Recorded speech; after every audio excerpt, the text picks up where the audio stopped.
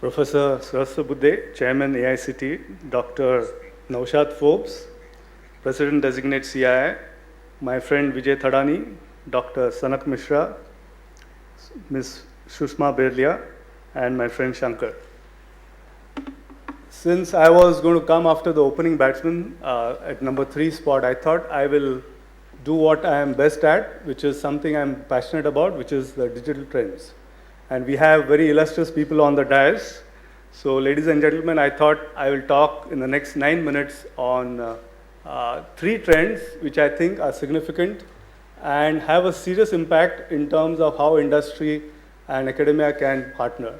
I am also cognizant of the fact that there is a session at 4 o'clock or 4:30 on the same topic, but let me put forth my points of view, and let's hope we can have engaging dialogue later.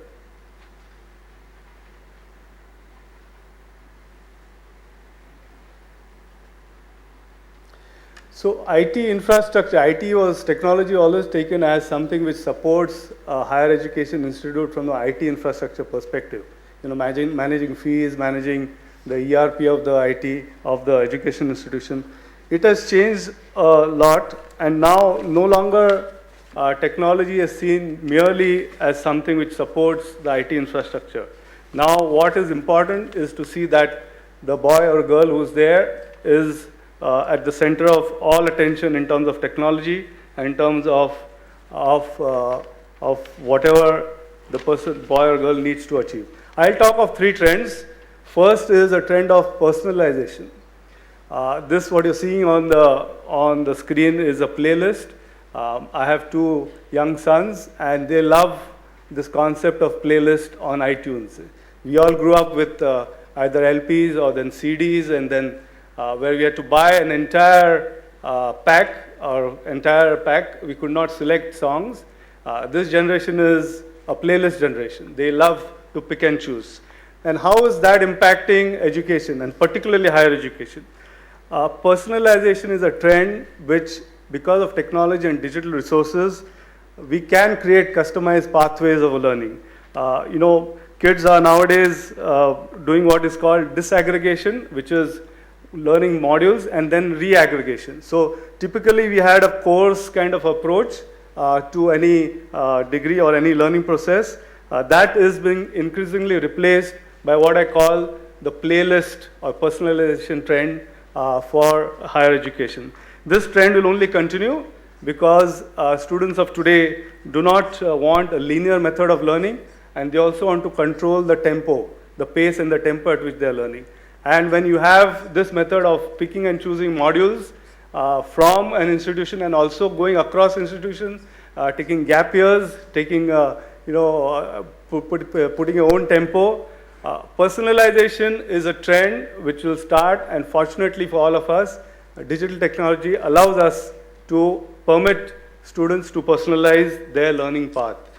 Industry can play a big role in all of this.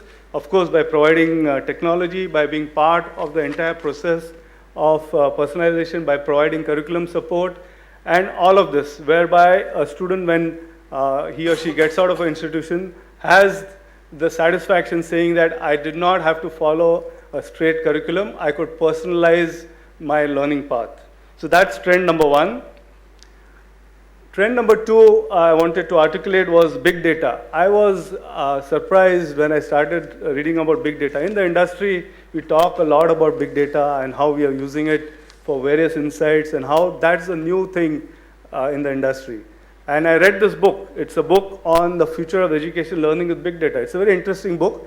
I would urge you to read it if you are interested in this topic. Big data, fundamentally, if it is applied in a serious manner, it requires a lot of application. If it is applied in a serious manner, can give a lot of insights, timely insights into the learning process. It can give customized reports to institutions in terms of what is happening, the context. In this book, I'll just give you 1 minute kind of interesting points the author has made. Point A, the authors have said, homework assignments will learn from students. Homework assignments will learn from students.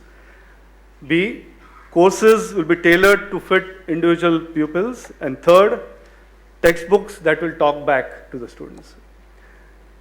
Now, one might think this is very futuristic, what's this got to do with this Congress? But I think these are trends which are there, which are being applied by some institutes. If we are not, if we need to align ourselves to what is happening, this is something which we need to understand.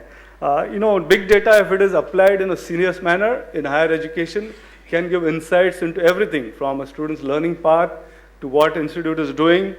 And industry can help in a big way. Industry has, IT industry in particular has used big data in India and across the world.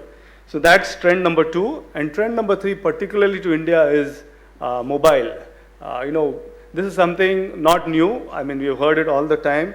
But the most interesting part of the mobile phone is typically if you want to access technology, student had to be in the campus, had to be connected to the IT infrastructure to either do a learning process or to interact. Mobile ensures that you need not be attached to the IT infrastructure in college or institute. You can be outside of it and have the freedom of learning outside of the institute as well.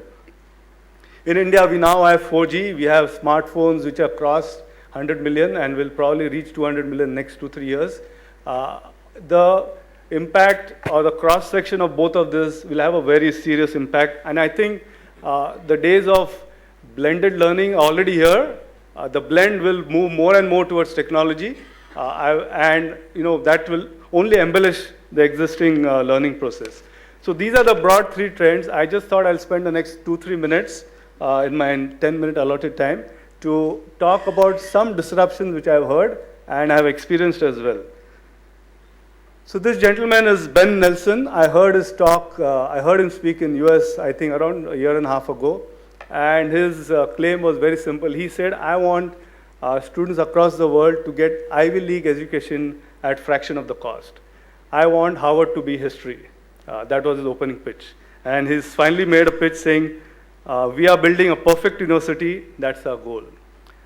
He is the founder of a for-profit organization called the Minerva Project. It's based in US. They already started courses, this Minerva Project, and I've been tracking what they've been doing. So presently, classes are limited to 19 students. There's no campus. Everyone is online. Everyone is visible online. Classes are recorded. Students are evaluated not just on how they, there are no exams, on how they participate and how they think. There's no campuses, so they've got rid of all the cost. And their aim is fundamentally to provide education at fraction of the cost which is being provided by huge campuses. Will it succeed? Well, only time will tell. Is it doing well? Yes, they are getting students who believe in this, in this entire philosophy that you don't have to have huge campuses to provide, necessarily to provide good quality education. So this, I thought I would, one disruption which is happening in front of our eyes. And of course, all of us know about Khan Academy. He is actually going to be in India this week, and I will be fortunate to meet him over the weekend.